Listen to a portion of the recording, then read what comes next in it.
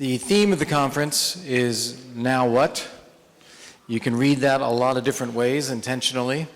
I think one of the ways you can read that is with the changes in Georgian domestic politics, with a new government, new prime minister, new speaker of the parliament, elections next year, new electoral code.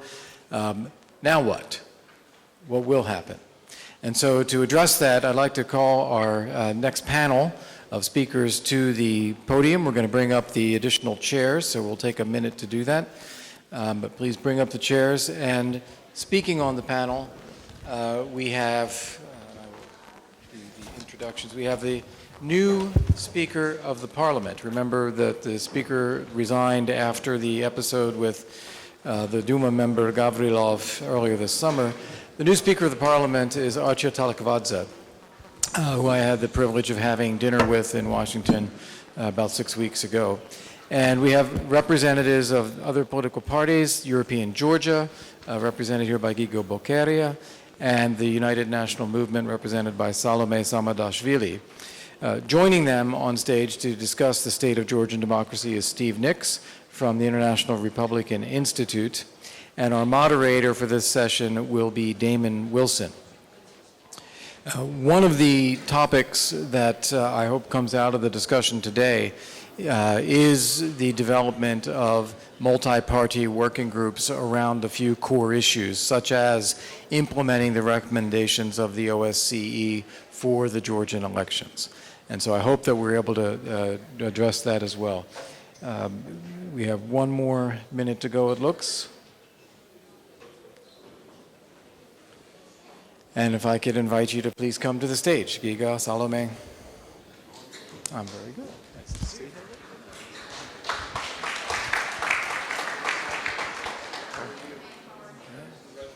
you. Yes. And all right. Is Archil not with us yet? That's been done before. Thank you very, very much. And Damon, I'm going to turn it over to you to get our conversation going. We'll have the speaker join as soon as he is available. Thank you. Terrific. All right. Thank you very much, Kurt. Thank you very much, all of you, for joining us with this conversation. We are starting a few minutes early, hence we have perhaps surprised the speaker who will be joining us as we are underway, so bear with us as he arrives. My name is Damon Wilson. I'm Executive Vice President of the Atlantic Council, and I'm really pleased to be back in Tbilisi, and particularly back for this 5th annual conference. I want to offer at the top of this just a hats off to the organizers. Nino, what an incredible job you and your team have done at EPRC, the McCain Institute, Kurt, David, thank you so much for the hospitality that you capture of this nation to bring us together. I want to pick up where Cindy McCain and Randy Schuneman left off. In many respects, it's extremely appropriate that the first conversation, the first panel here at the conference is about the future of Georgian democracy. Future of Georgian democracy with our conference theme, Now What? And it's appropriate in part because this conference is dedicated to the legacy of Senator John McCain, someone who, of course, was a champion of freedom, who really called out to the world what Georgia represented because of its democratic credentials. But I think, second, it's really appropriate that we're beginning a conversation of a group of people that are so invested in Georgia's place in the West by talking about Georgia's democracy here at home, because Georgia's future in the West, Georgia's future in a NATO, a European Union, a special relationship with the United States, is precisely premised on Georgia being a democracy.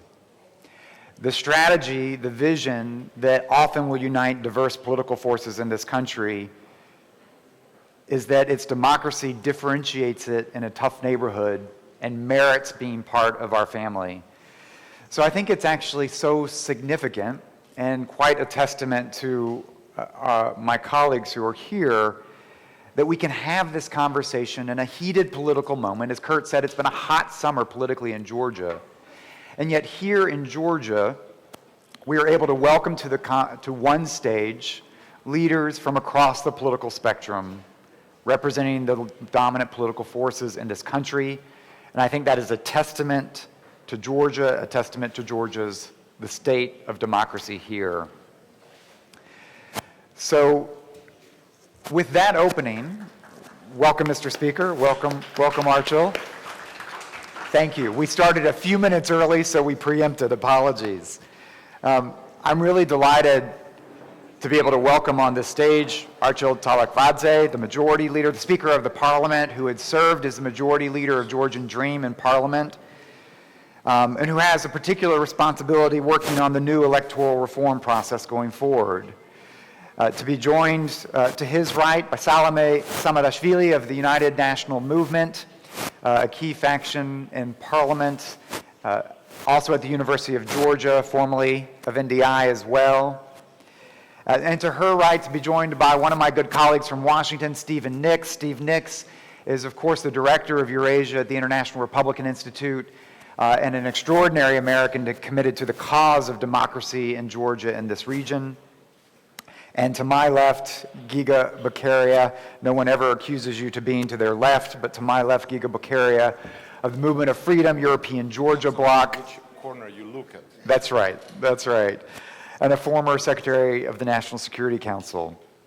So for this panel, thank you, first of all, for being together, joining for what is, I think, is an important conversation. Cindy McCain just said an important message in her opening remarks, saying that preserving Georgia's democracy should be your primary aspiration across political divisions here. And in the spirit of the campaign of acts of civility, it's a real challenge on how to do this with respect in a heated political moment. So I want to start with this of, are we at a low point or a high point of opportunity coming out of pretty remarkable protests this summer, followed by significant reforms being put on the table to tee up a proportional election for this country next year? Is this a page turned, despite a lot of the heated emotion on the streets and the parliament? Is this a page turned, an opportunity for the state of Georgian democracy? And let me start with you, Mr. Speaker. Welcome. Welcome to the stage. Thank you. Thank you. I'd like to thank the organizers of this high-level conference. That's a great privilege for our country to host this conference and this level of discussion.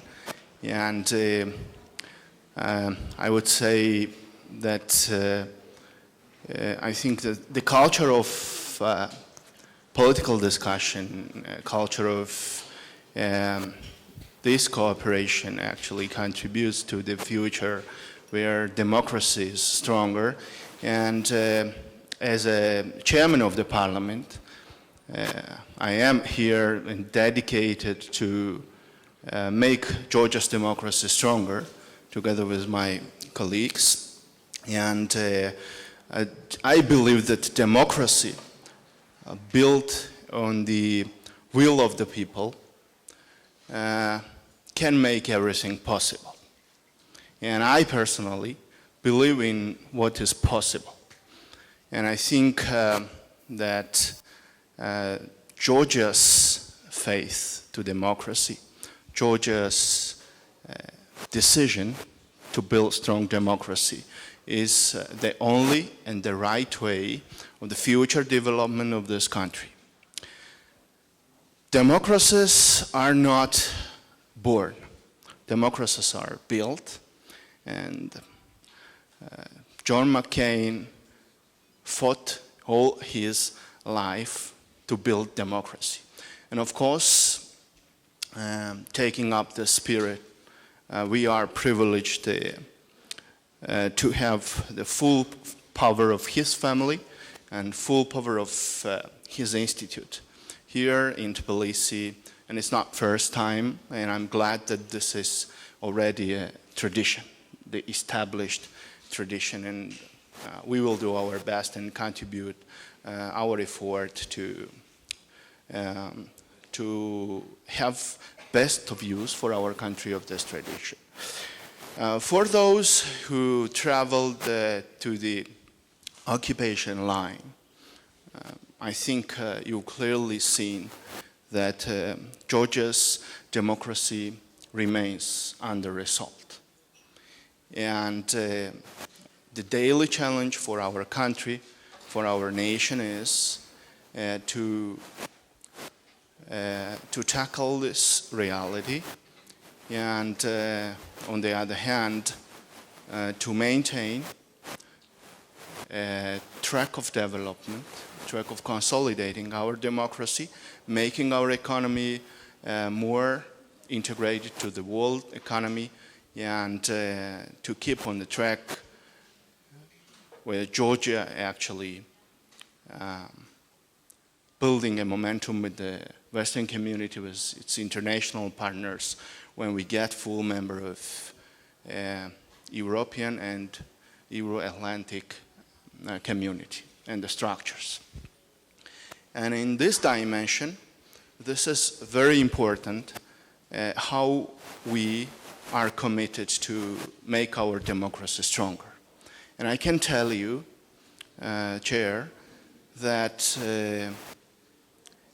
every peaceful protest, every protest that was compliant with the legislation which regulates freedom of expression and peaceful assembly and manifestation in this country had been always guaranteed by the government. A large protest, the small protests, a voice of any citizen counts in this country. And as for the demonstrations in the summer you've been mentioning, of course I would not avoid commenting on that. And I can tell you that no democracy in the world wants to see that group of politicians, with a lead of group of politicians, use of the protest attacks constitutional institutions, the parliament of the country, and a public order of the country. And I am very much heartened that during these demonstrations, our citizens, young people, journalists, and police officers had been injured. And our primary care and our aim remains to give appropriate care and rehabilitation, medical care and medical rehabilitation to these people. And of course, this is something we are very much concerned. On the other hand, as I said, no democracy in the world wants to see that its parliament, its public order and constitutional institutions are attacked by the people with violence.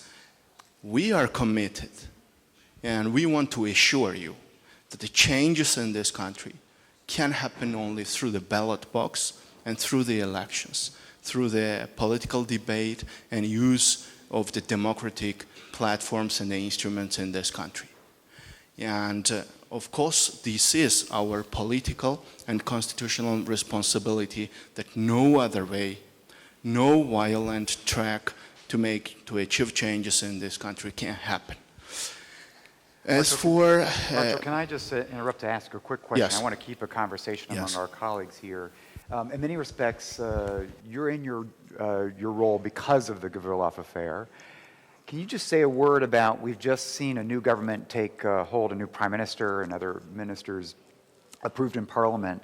How does this government sort of achieve a sense of preparing the path for an election, a sense of reconciliation, when many who were on the streets sort of see this government as being directly involved in the crackdown on the protests? How do you see the new prime minister, the new government, formerly as Minister of Interior, pivoting from that role now to helping to build an environment that will set the context for an open election? Thank you for this question. Government, change in the government. This is part of political process that happen in every parliamentary democracy, especially frequently, but it happens in every democracy. So the decision we made through the political consultations and according to the legislation of this country, first. The second, that was a legitimate decision of the institutions and of the political tool who is following the legislation mandated to make these kind of decisions first. Secondly, I would say the rationale behind these political decisions is to make our decision-making process more effective and on democratic track and democratic decisions, upgrading our economy and actually putting effort against occupation would be stronger and more effective. I want actually to highlight that besides the government changes, the most important thing is that we are committed to make our democracy stronger, to reform our election system, which is a core and the most important process the country is going through now. We make democratic decision 1 year ago. The country shifts fully to the parliamentary governance model. And we make a decision that country shifts to the proportional election system. None of the governments before afforded or had been brave enough to make such decision. Though the parties had been in the governments, always had been asking this after they left the government. So we are the first ruling party in governance who made this decision while being in the governance. One. The second, I have to acknowledge the role of civil society, political opposition, and the citizens of this country in this decision. And this is so important, that we made this decision together with people and listening to people. Thank you, Archil. I want to jump in and bring in Salome and Giga. Let me start with you, Salome. You represent the United National Movement, which lost power in free and fair elections. Some were asserting at the time that they were concerned about overreach on democracy issues at the time.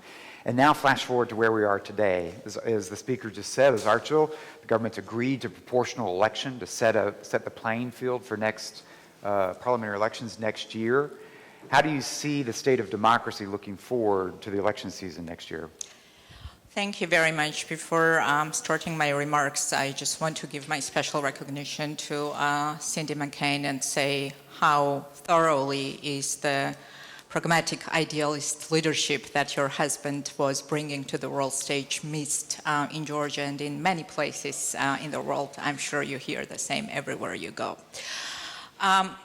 What can I say? I think that looking forward towards the future of democracy in Georgia, I think that we're facing a paradox, and instead of using my own words, maybe I will quote from one of the best opening lines in great literature from Dickens, and say that looking forward, we are seeing the time of wisdom and the time of foolishness, the season of darkness and the season of light.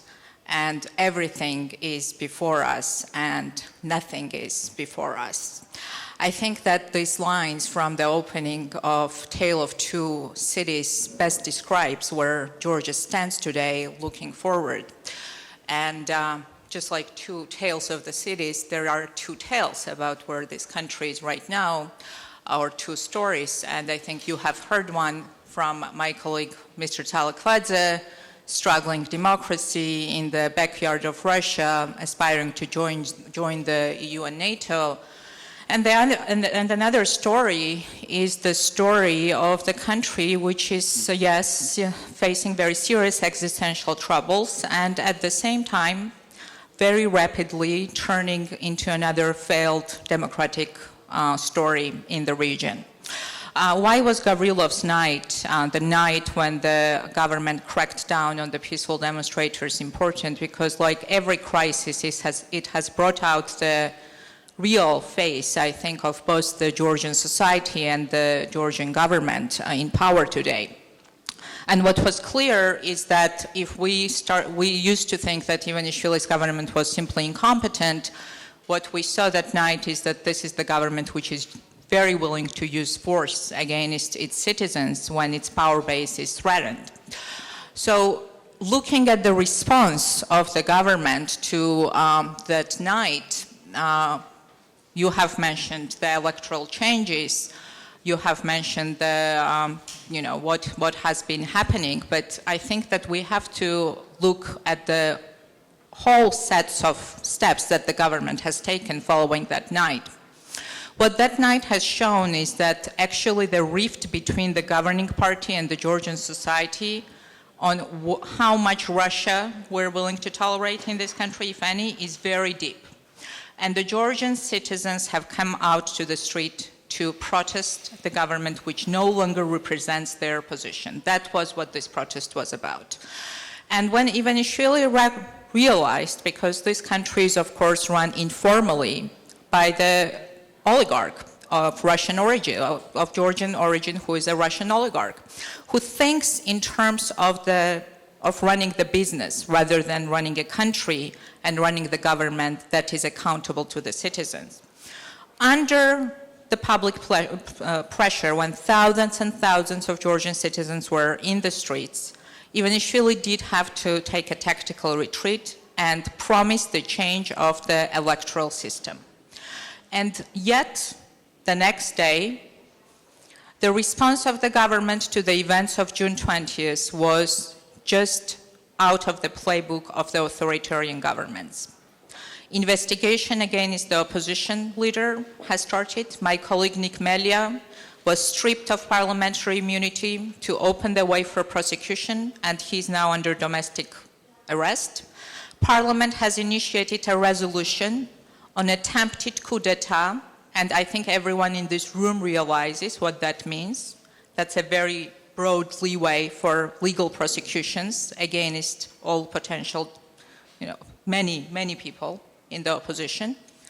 Since then, we have also seen what happened in the Parliament of Georgia yesterday, when the chief architect of the violence against the citizens on June 20th, whose resignation, former Minister of Interior, was main demand of the thousands and thousands of citizens who demonstrated in the streets, he was given the job of a prime minister. And he personally promised us in the parliament to do all in his power to finish off with the opposition in the coming month. And when he is speaking about finishing off the opposition, we have to keep in mind that opposition in this country represents hundreds and hundreds of thousands of citizens. So as we move forward, what is this setup telling us where we stand? In this room, I see many casualties of Ivanishvili's regime, because the democratic opposition is not the only target for this government. Independent media, which is under increasing pressure, and the main independent TV station has been already, unfortunately, has been taken over in the last year since we met here. And I see the businessmen who are under increasing pressure from the government because they are potential challengers. So what Ivanishvili really hopes to do, as his stock, as he thinks, is plummeting at the Georgian political market, is to go after each and every potential serious challenger to his power, whether it's a strong opposition, independent media, or independent business that can eventually, drive alternative political agenda. And meanwhile, we have been promised the zero threshold electoral system for a fully proportional system of government, and we support that. We will vote for that in the parliament. But let's be very clear that what Ivanishvili really hopes for is that through this new configuration where the stock price of the Georgian participation in the Georgian political price has gone down, he can still somehow cling on to power after the elections through different configuration. And this is where the danger is. And this is where we have to look for potential crisis in the coming months. Because you cannot run country as a corporation. And the Georgian citizens, who are the most important shareholders in this country, they have the logic of their own. So the more government will try to put the brakes on the democratic process, higher is the possibility of the crisis in the country, and the crisis which will benefit only Russia, which will undermine democratic progress in this country, and therefore undermine our progress towards the EU and NATO. So, and I will finish with this, I think in the coming month, the role of the international community is extremely important, because the international community is an arbiter in this very bitter, yes, sometimes environment in the country. And we have to make sure together that there is a level playing field in Georgian politics so that the Georgian citizens have the chance to choose the government that will run their lives in the coming month. And their expectations for the support from our friends in the West is extremely high. Because, you know, the Russian propaganda in this country often is talking about the West, saying, we can't expect anything positive coming from the West, because the West, you know, this is where the sun is setting. And the former president of Georgia, Eduard Shevardnadze, when he was the chief of Soviet Georgia, claimed that the sun is rising from the north in the country, referring to Russia. I don't change the rules of the solar system. Sun is rising in the east and is going down in the west. But as far as the light of democracy is concerned, my co-citizens and the Georgian people certainly are looking towards the West in search of hope, in search of support, and they are very willing to pay a very high price for democracy, and we have seen that just a few weeks ago in this country. So my encouragement will be to have real policy in the coming months to support Georgia's democracy. Thank you, Salome. I want to pick up and come to Giga. There's a bit of a conundrum that I think we face when, Salome, you used the term Georgia risks being a failed democracy, a democratic story in the region. Well, the reason so many folks are here from outside Georgia's borders is because of the prospect of Georgian democracy. And so if we believe and hear the message of this as a failed democratic experiment, well, what's the point of all of this? So Giga, help us, help pick this up and understand the value of Western engagement at a time when you question what's happening here democratically. Thank you, Damon, so much, and I would like to join my colleagues in thanking the McCain Institute, EPRC, and everybody who contributed to this very important tradition for the 5th year of having this event in Tbilisi. It's extremely important for our nation. Yep. And also I want to join Salome in welcoming and greeting Ms. McCain, Cindy McCain here, and McCain family. And I will repeat that it's an honor to be able to tell you to the face how grateful this nation is. I dare to speak in this rare case on behalf of my nation. How grateful we are for everything Senator McCain did for this country, for our sovereignty, for our liberty, and I dare also say for the liberty in the world. So thank you for everything. And thank you also personally, because you were personally part of it. We all remember. Now, for the easy question you ask. Well, first of all, before I turn to your question, if I may say, I regret that we had no chance to listen to the new Prime Minister today. I understand he's busy. But my bigger regret or worry in the context of the panel, in the context of your question, is that for the second year, I have to ask the same question. Where is the former Prime Minister who was last year? And where's the one who was the year before? They just disappeared.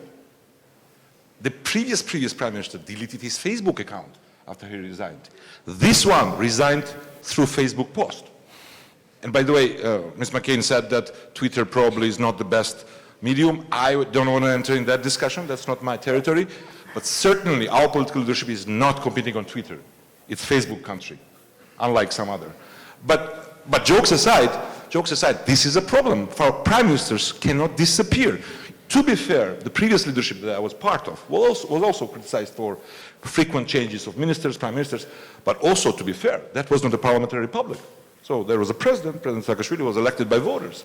Now we moved in 2012-13 to parliamentary republic. It's abnormal to have the fifth prime minister changed, and it happened, mind you, with all respect to our Italian friends, not through Italian scenario of any crisis. We have the same majority. So what's going on here? We know what's going on because we turned to the old communist, good old communist style of governance when chief of the political party is in charge.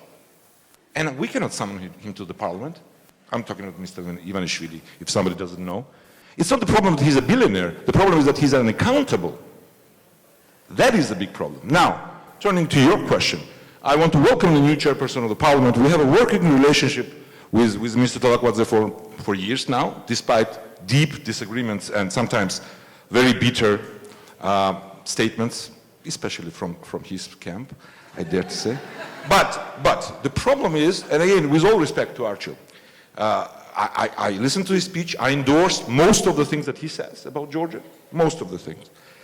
But again, with all respect, the old ironic saying about late Yasser Arafat comes to my mind. You remember, he was blamed for having one message in Arabic and another in English.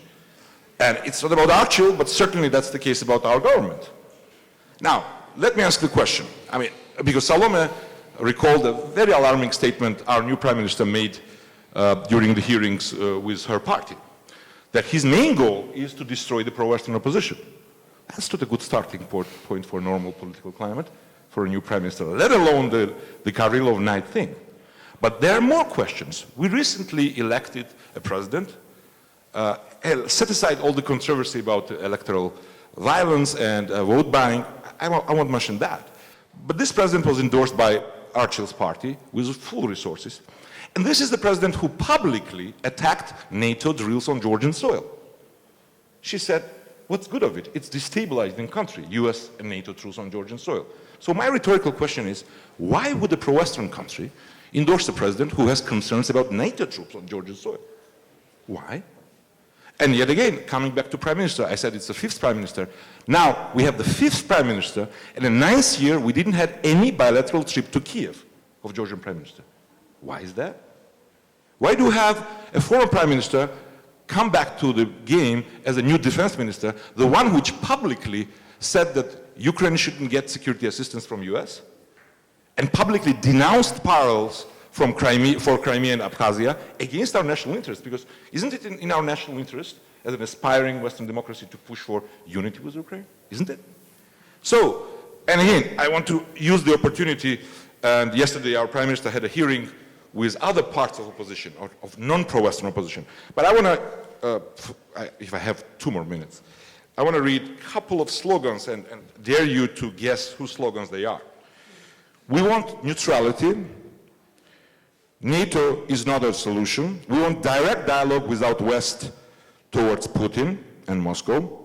Javelins are no good because Russian tanks are stronger. Georgian children are starving because of our NATO integration. And no to LGBT propaganda. The last part is a must for all the pro-Russian, pro-Putin groups. Now, you would think that this is another fringe, crazy pro-Russian group, which could exist in any free country, because I'm not in favor of prosecuting people because they are communists or even Nazis. They have freedom of speech too. But this is not a fringe group. This is the main ally of Mr. Tolakwadze in the parliament, called Patriots Alliance. They vote together in most of the cases. They spearheaded the campaign for our new president. They were financed by the ruling party and government. The guys who have these slogans. They have impunity for their violence. And yesterday when there was a hearing, or day before yesterday, when new prime minister attacked the pro-Western opponents, he was in full harmony with those guys, with these slogans. The only disagreement they had is that these guys are really critical that they didn't arrest all of us. And Prime Minister promised them that they'll take care of this problem. Now, we have, Solomon mentioned media. Yes, we have a problem. Now, not only Rustavi 2, which was a big blow for opposition, but other outlets, TV Pirveli, all the pro-Western outlets, which are less radically critical of government, are under investigation. Their owners charged, including Rustavi 2's former manager. But you know who is, and businessmen that Solomon mentioned, those who are invested in geopolitically important Anaklia project. But you know who is not under investigation? it's outlets of pro-Russian substance, OBX-TV. Government has no questions about where their money comes from. I do have questions. So to sum up, and not to be completely negative, yeah? Make no mistake, Georgia is a pro-Western country. Public opinion is very strong. So your question is, are we failed? We're not failed, but we cannot be complacent not to see all the dangerous signs of arrests, violence, impunity for violence for pro-Russian groups, labeling pro-Western opponents everywhere as main enemies. These are the worrying terms. And yes, proportional elections is a success. And here I would slightly, or not so slightly, disagree with Salome. This is a breakthrough. But for government to claim that it's their benefit, okay, I'm ready to give them any benefits at this kind of positive things. But we all know it was pressure from the streets and pressure from our friends. But it's good.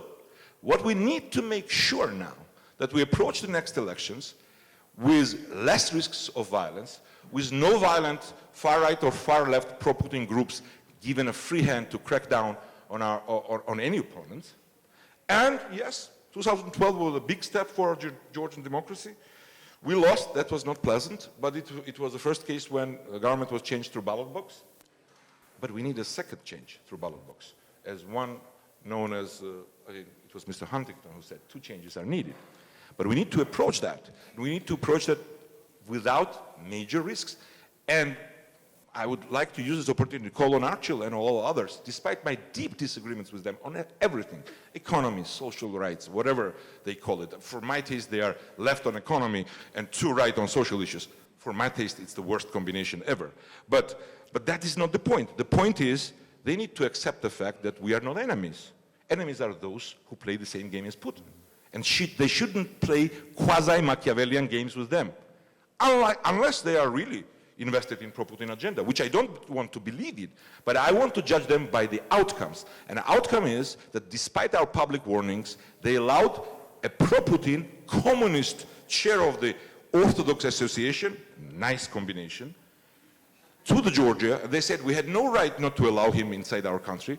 That's a big thing. I think every sovereign country has the right not to allow enemies inside our country. And then invited them to the chair place of his. And yes, Georgian people got angry, and some of them became violent.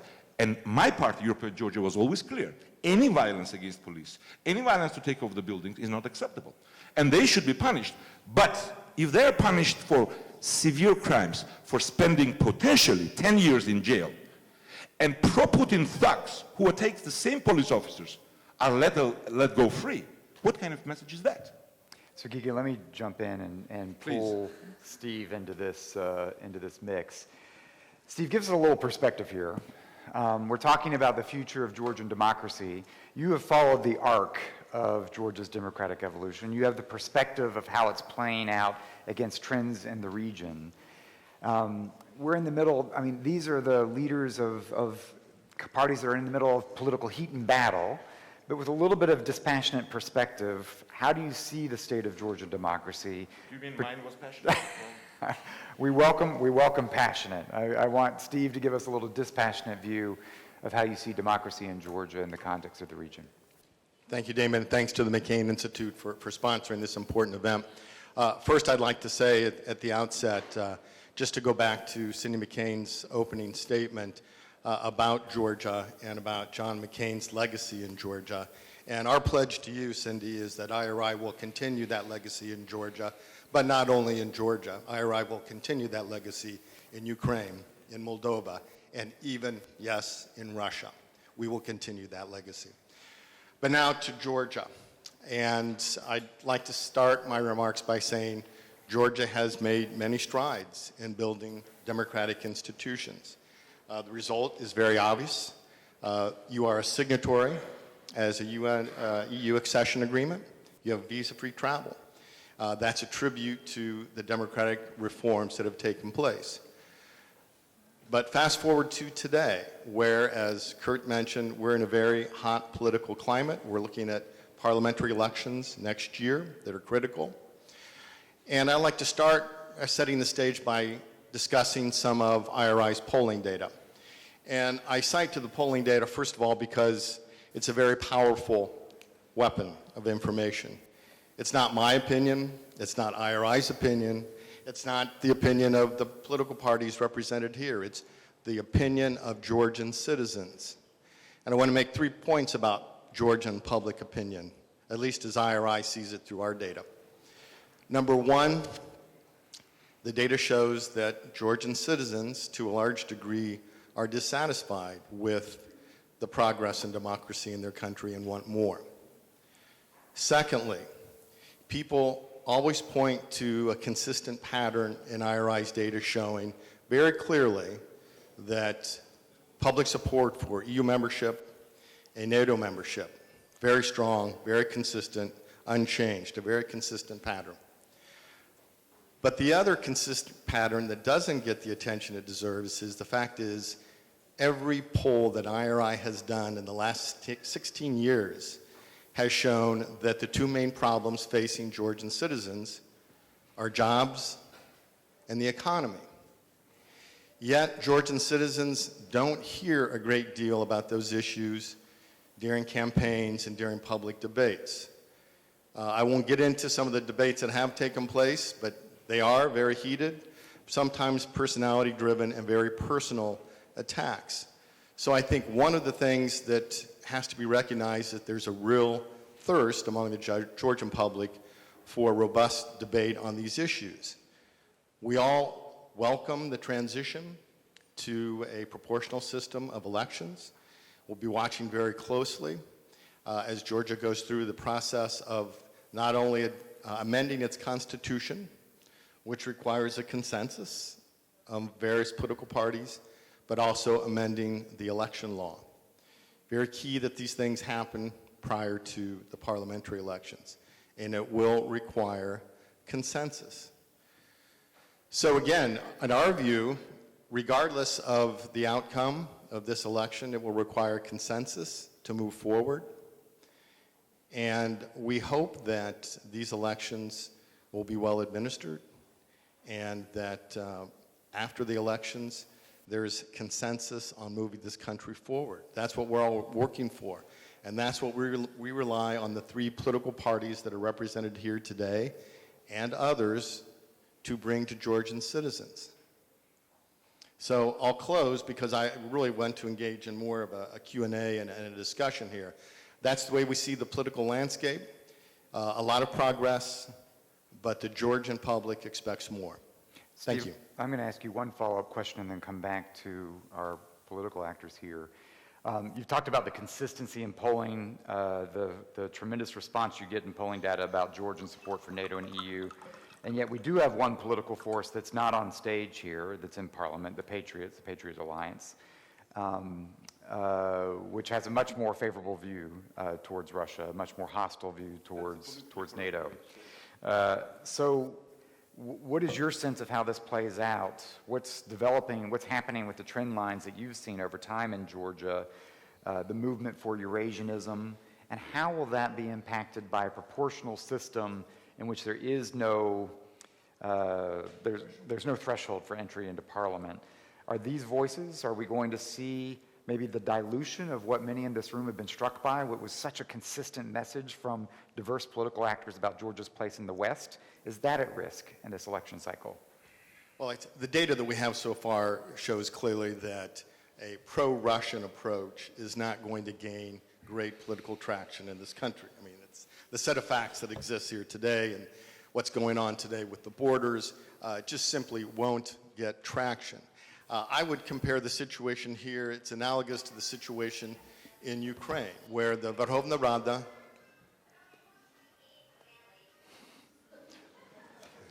Triggered it. The Verkhovna Rada of Ukraine is going to have to contend with having a pro-Russian element in its parliament. And that's the situation that Georgia finds itself in. But we don't see any great trend lines in the data that demonstrate that this particular party has traction that will allow them to gain political momentum. So let me come back to Archil and Salome Giga, and then I do want to save some time for a couple questions from the audience as well. So quickly, when I listen to each of you, I take away, and clearly some differences, but I take away some similarities.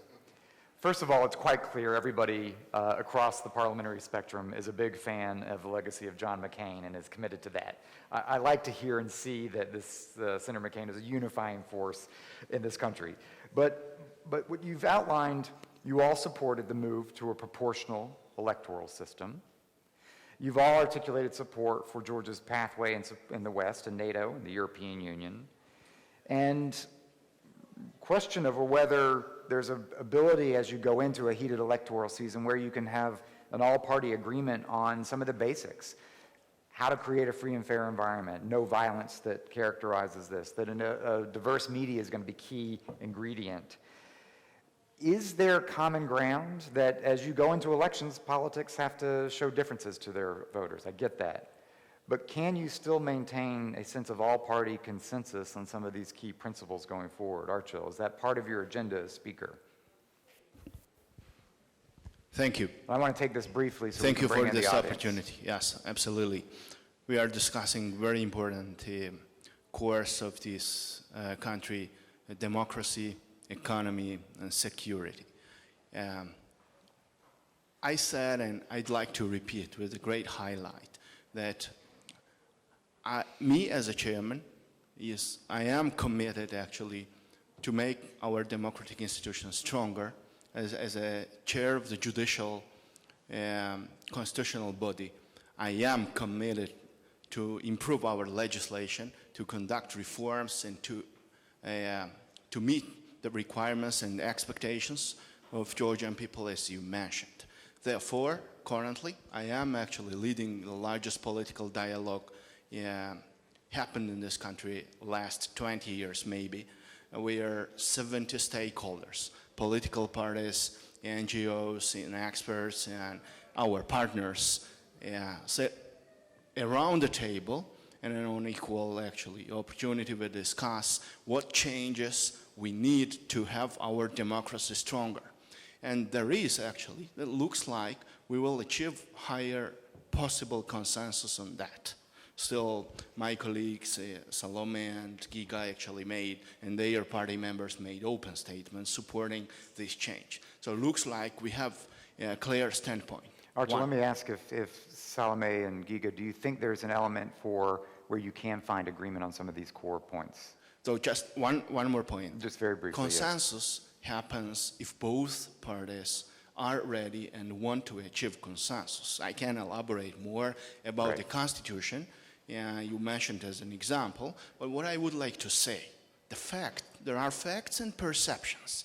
The fact was that we adopted a European Constitution based on our national interests. The fact is that 1 year ago, before any protests actually had happened in this country, we made strong political decision to change the election system. That happened 1 year ago, not this year, sir.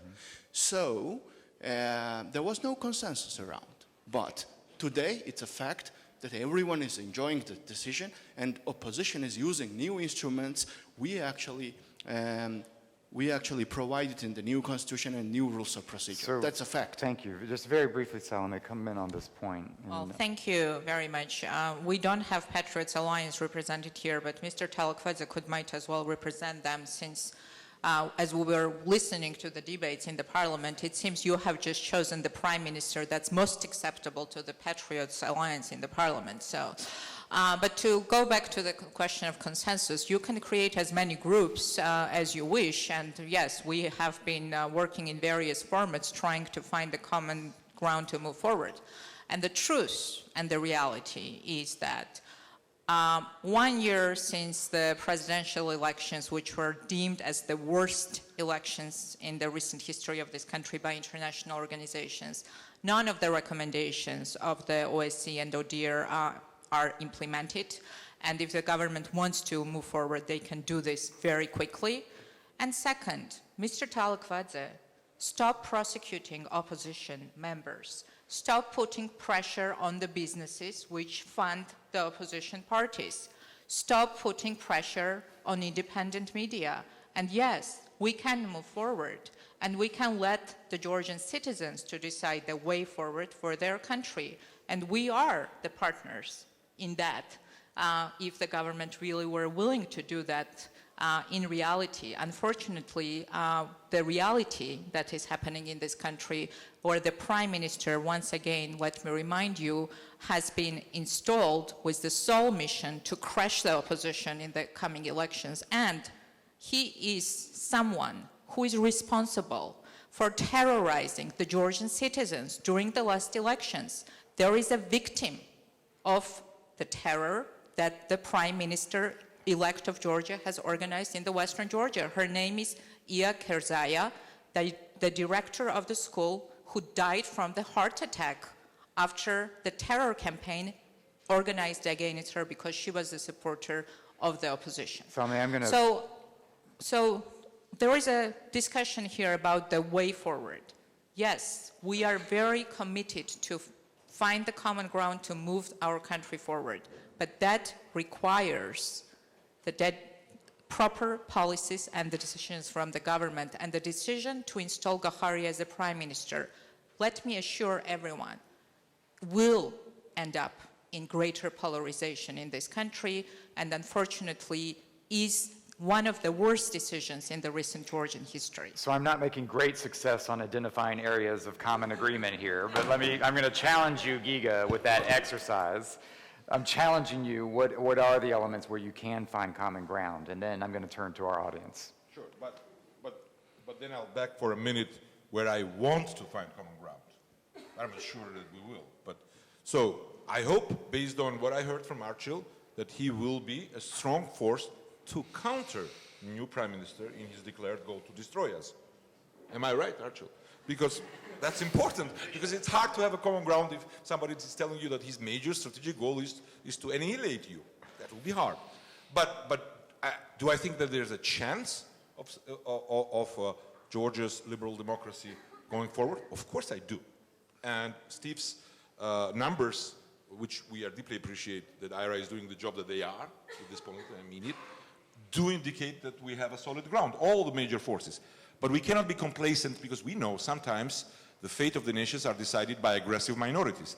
And that's why we need the government, which will ensure the rule of law. And we will fully support the ruling party whenever they decide to crack down on pro-Putin thugs. I assure you, we will not play the game that has been played before, whenever somebody would go against religious radicals or other groups which are under cover of Putin propaganda for opposition to jump on the wagon and attack government. We pledge full support for you whenever you decide to have a rule of law and crack down on real thugs and let go for pro-Western opposition and play with us like partners, like we sit here, Mr. Talakwadze. And if that happens, I'm all optimistic. If that happens, and we are ready to play our part. And by the way, Mr. Talakwadze mentioned that any change should happen through ballot box. That's a mantra that we repeat. That's a mantra that we repeat. But we need a confidence building from the government too. You can't say, like it was the last time when after first round an opposition candidate was leading, not from my party, unfortunately, by the way, and the ruling party's message was, if you win, there'll be civil war.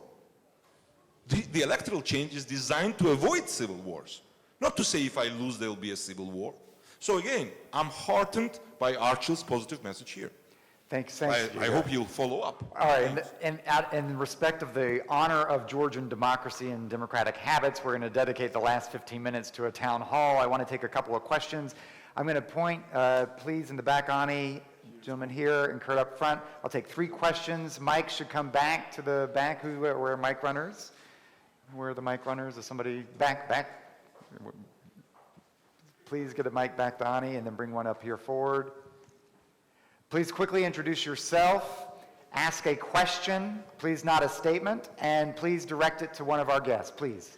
Ani Chikwadze, Voice of America, Georgian Service. Quick question, follow up on Mr. Nick's comments about pro-Western orientation of Georgia, and the majority of Georgians are pro-Western. However, we see that the Prime Minister that was appointed is the people who are pro-Western demonstrate against Russian influence are also demonstrating against him in the street right now. So, with that in mind, and also with the fact in mind that he was the one who received Russian citizenship back in early 2000s by Putin's directive, and Moscow, that there is a consensus among the people in Kremlin that he is actually their man, so to say. With that in mind, when making such decision, considering that the Georgia's population is very much pro-Western, what is the source of legitimacy, so to say, or who is your audience in those days? What are you drawing your decisions as a party, and this is question to the chairman, when making such decisions? Thank you very much. Thank you, Ani. All right, to keep it moving, I'm going to move directly to the second question quickly, and then we'll follow up with Ambassador Volker. All right.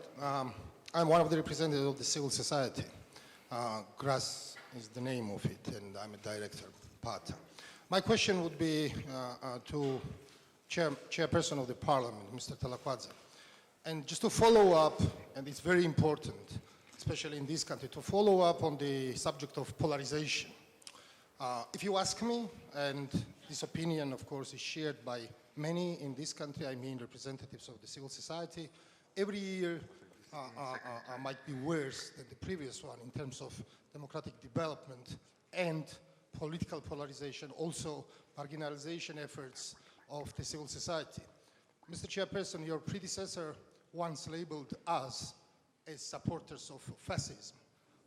Current already Prime Minister, Mr. Kaharia, recently said, and it was... Just a quick question, no statements. And he said that he will finish off the opposition. Your words, Mr. Chairperson, are, I would say, very encouraging. You mentioned one of the examples of cooperation, Question, which is please. ongoing. It is about the election code. Could you tell us more about forthcoming initiatives, just to encourage all of us, local and international community, if there are any other initiatives which will at least, narrow down, at least narrow this political, very alarming polarization and also marginalization of the civil society. Thank if you. you have any particular initiatives. Thank you. All right, so here to Ambassador Volker, and we'll take the final question with Brian there. Ambassador. Thank you, Damon. First off, I want to apologize to the speaker. I thought you were here when we started the session. We were early, and you were not available, so I apologize to you for that. We didn't want to get going without you. So I tried to filibuster with my introduction. Yeah. So. I have for years known friends from the United National Movement, from European Georgia, from the Georgian Dream, people across society here. And I find that when I have conversations with Georgians, they all want the same thing.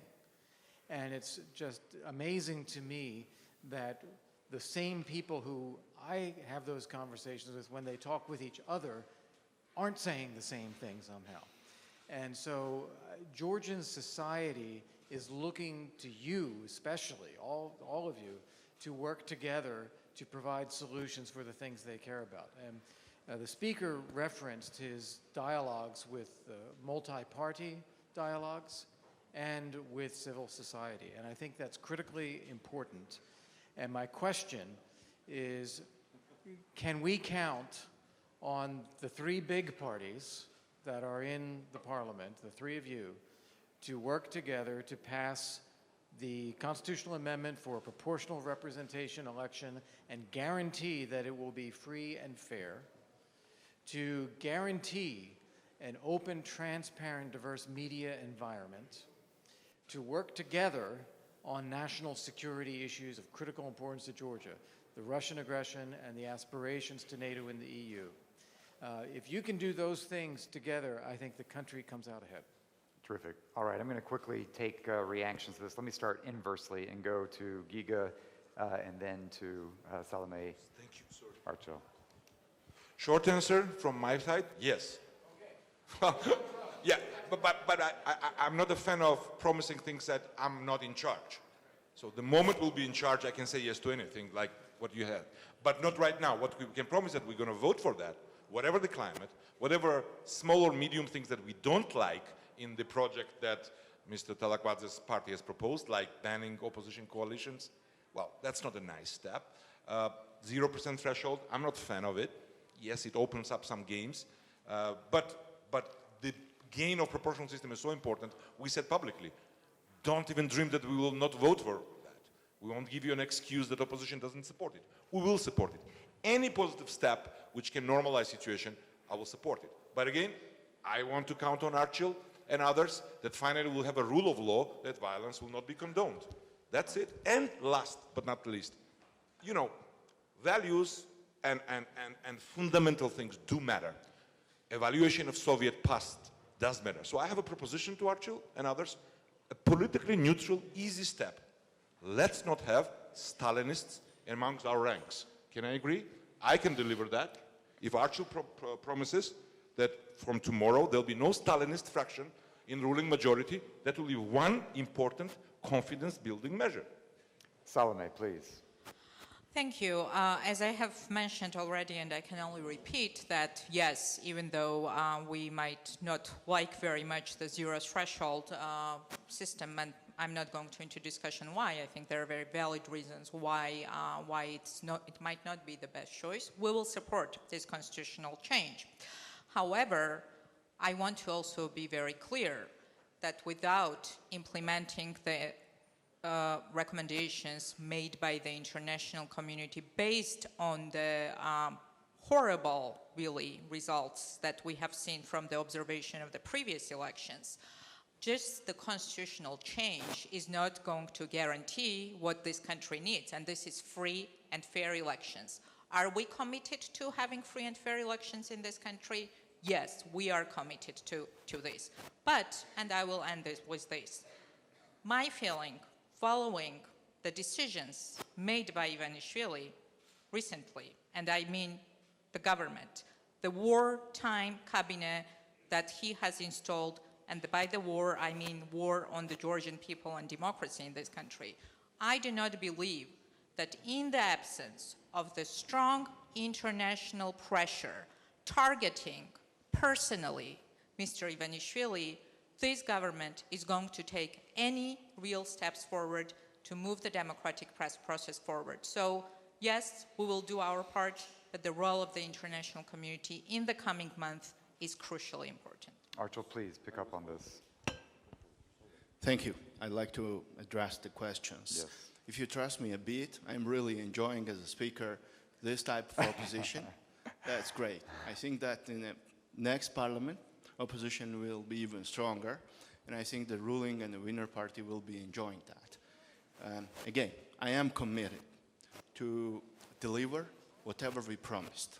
I am committed to lead this dialogue with the result. I'd like to thank our partners, civil society, and political parties to be part of the dialogue. As I said, if there is a bilateral will to build a consensus on that, we have great standpoint to build this consensus, because there are public statements made about proportional elections. And don't be afraid of zero threshold. Zero threshold is supported by most of the small political parties in this country around the table. So I think that that is just one-time measure. From 2024, we will have 5% threshold. Political parties will consolidate, and we go to on the normal track. And again, about this process, I will say the timelines as well. We will do our best. The opposition can have a chance to enjoy the legislative changes on the elections. We are not just modifying the date for the proportional elections, but we are changing completely the electoral framework, and partners know how important issues are on agenda. And I would say that party financing system will be more fair and transparent. I would say that media time distribution will be more fair and transparent. And there are other important issues as well. As for Ms. Chehradze's question, thank you. She is a very talented, visionary journalist. About the government change, as I said, we are clear and confident about the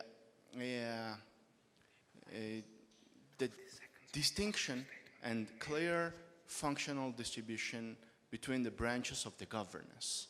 And there are clear arguments about the government change. As I said, we want to facilitate the reforms. We want stronger decisions made to be faster, and we want to improve effectiveness, and that's natural because 1 year is left before the elections. Secondly, please don't focus solely your attention on the government composition, because this is a parliamentary governance model, and we are here, the legislative body, to guarantee and to make the process as democratic as possible. We have strong oversight instruments, and our opposition is enjoying these instruments in the parliament.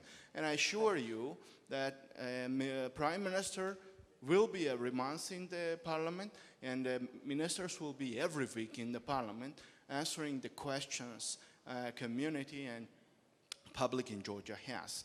And one more issue that was... Last point quickly, Archie. Yes, that was about being pro-Russian and parties which are now in the parliament. Ladies and gentlemen, let me tell you honestly, if something made pro-Russian parties or pro-Russian soft power on propaganda stronger in this country, trust me, that was compromising human rights, democratic values, and commitments we had before the public and before our Western partners. Those compromises, infringements of those standards made them stronger, not we.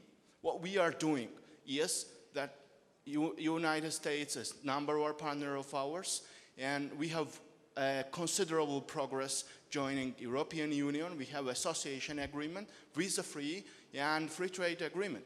We have ongoing negotiations with the United States about the trade deal. We are largest contributor, non-member contributor to NATO troops, and we are really proud that our soldiers stand shoulder to shoulder to NATO soldiers defending liberty and freedom everywhere, every difficult location worldwide. And we are proud that we have a more democratic constitution, and we are preparing for the proportional elections 2020. Archie, That is being pro-Georgian and pro-Western. I'm going to jump in. It's about values. Yep. It's not about perceptions. You get 10 seconds. And we see to that facts and fingers perceptions Yes, are and quite... no argument with him. Brian, I'm you're coming. glad Mr. Archil has not responded to Stalin point. I take his silence as a consent. Thank you. Secondly, I'm heartened that you are saying that in next parliament you hope opposition will be stronger. You probably mean the current ruling party. Again, a very good statement. And I want a public commitment of yours that these negotiations on electoral code will not be used to curb down on freedom of speech under the disguise of protecting us from hate speech. You know what I'm talking about. Banning opposition advertisement under pretext of hate speech. I want to have an agreement, public one here. This won't happen. Mr. Bokhari knows well that that was one of the recommendations in the ODIHR's report. That was not our own initiative. So we are discussing this among all other recommendations. We are committed to implement all as much as possible from that recommendations, and we've demonstrated this during our political dialogue. As for the hate speech, ladies and gentlemen, that was not our own initiative. That was a recommendation put forward from ODIHR. And opposition which actually contradicts partially envisaging this recommendation in the legislative text. So nothing about that from our side. If there will be consensus, we will do. We are ready. We are ready for that. So, all right, gentlemen, we're going to close out with one last Yes, question. thank I'm you. turning to Brian, please. Make it a good one. Thank you, Damon. Brian Whitmore, Center for European Policy Analysis in Washington. I have a question about the new defense minister, Irakli Garibashvili. To put it mildly, there are some concerns that his commitment to Euro-Atlantic integration may be somewhat less than his predecessors. How justified are these concerns, and what should Georgia's friends in Western capitals, who also desire Georgia's Euro-Atlantic integration, do in this situation? So, to Kurt's point, does there remain unity on a national security agenda? Maybe Salome. Well, thank you. You know the position of my party and that of myself is quite clear. What is really the contents of the policy that this government is pursuing, both in domestic and international politics, makes us think that while there is a lot of talk about Georgia's future as part of Euro-Atlantic community, there is actually very little policy that is meant to get us there. Therefore, for us, the question about foreign policy orientation of this government is actually rather clear. We do not believe in sincerity of this government to move the country towards NATO or towards the European Union for that matter. And the recent appointments, I think that one of the persons who asked the question has mentioned rather openly the connections that the new prime minister has in Moscow, and he is not the only one. This is the government which is dominated by the people who have deep connections with Moscow. Now, regarding the new foreign, I will just briefly say about the new defense minister. The new defense minister, who was fired, by the way, by Ivanishvili few years back, was not chosen because he is a capable man or he's committed to the NATO agenda. New defense minister was chosen because he believes that cohabitation means existence of the opposition in the country.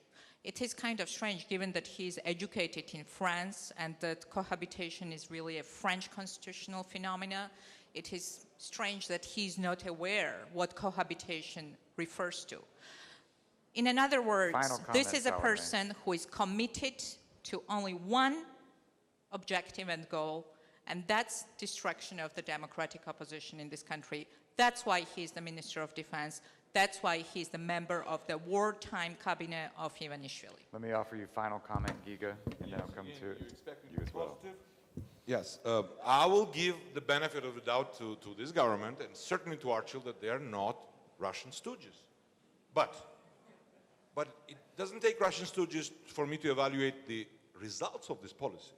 Now again, I don't want to be abstract, I'm concrete. We publicly asked Archil, the executive and others not to allow in the country a communist leader of Russian-promoted Organization of Orthodox Association of Europe.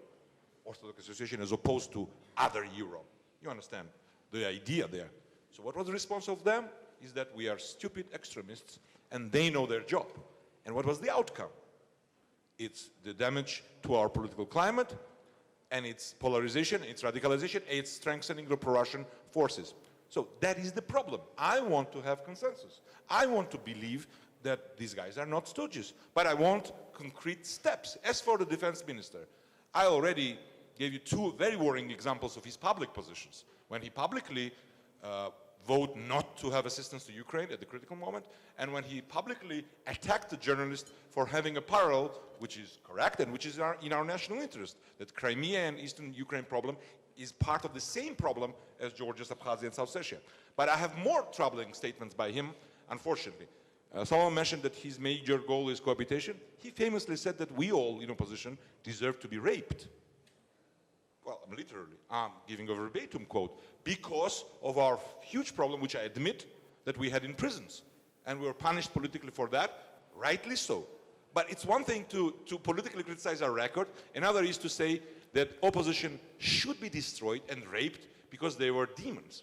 Well, it will be hard to find common ground with them. And last but not least, we all remember, with all respect to all US former presidents, that at one point, President Obama made a statement which was not as fortunate as his other statements, when he said that Russia should not be worried because it was never considered that Georgia and Ukraine will become members of NATO. You probably remember that statement. And then he corrected it later on because the connotation was not that good. Probably he meant that it was not an immediate future. And of course we were concerned by that statement, and we never criticized US President, tried not to, but in this case we had to say, well, this was an unfortunate choice of the words. But you know what was the reaction of Mr. Garibashvili? He rushed to the briefing and said, hallelujah, finally the truth has come out. People, you stupid idiots, they never considered us to become members of NATO. Thank you, President Obama. So you can judge. I'm not optimistic on that front, but I'm optimistic that Archil and other friends in Parliament will prevail over them. I'm going to give you a final word, Archil, and then we're going to close out with the wisdom of Steve Nix. First of all, I have to tell you that Russia will not define Georgia's future. And Georgia and we are in the full control of our country. And we have a strong partnership with the Western community. And the record we have since 2012, and my colleagues can speak about their own record. I won't refer to that. But the record we have since 2012, it's about bringing US-Georgia strategic partnership on a higher level. It's about remaining committed to NATO requirements. It's about improving compatibility to NATO standards. It's about having considerable progress joining European Union and having this strong partnership. And it's about having better protection of human rights and more democratic institutions and reforming our legislation. The issue is, ladies and gentlemen, that this level of democracy definitely needs strong economic backup. So this is an area where we definitely need strong support from our partners, European Union, United States of America, and we expect that the ongoing trade deals will be facilitated in the Congress, and the United States will actually finalize these negotiations. As I said, Russia will not define our future. We are committed to the Western values, and we are pro-Georgian and we are pro-Western. This is so clear that everything we've done since 2012 is actually the series of facts to make this statement stronger. Archel, As for Mr. Garibashvili, Garibashvili, short comment. Mr. Garibashvili, as a minister, as a prime minister, he was always committed to Georgia's commitments, and he was always part of the process I was describing. And finally, I have to tell you, the pro-Western and being pro-Western, being part of the Western family, it's not a personal choice. None of the minister can change this decision. This is a strong will of the Georgian people, and this is a strong political decision of the government entirely. So don't bring this as a personal issue. No single minister can actually change this decision. That's for sure. As a Speaker of the Parliament, I'm again assuring you about that. Thank you. Thank you, Archel. And Steve, please bring it. Let me close briefly. Can you hear me? Oh, yep. Off for me. Okay. Yeah. 2 quick points to close out. First and foremost, I'm not sure that we could convene the major political parties in all the countries where IRI works and have a serious and thoughtful debate on issues like we did today, and that's a tribute to Georgia's evolving democracy. Second point, ending point, as was said earlier, you Georgians face domestic challenges, and you face an existential threat from a foreign power. Together, unified, you will be able to meet both of these challenges. So we encourage you, unify, unify, unify, and meet these challenges. Thank you. Fantastic. I can't think of a better way to close this out. Steve, you captured it. Thank you to my colleagues. Thank you for this debate. Thank you very much. You couldn't do this in every country. I'm going to hand it over to Kurt to give us instructions for our next phase.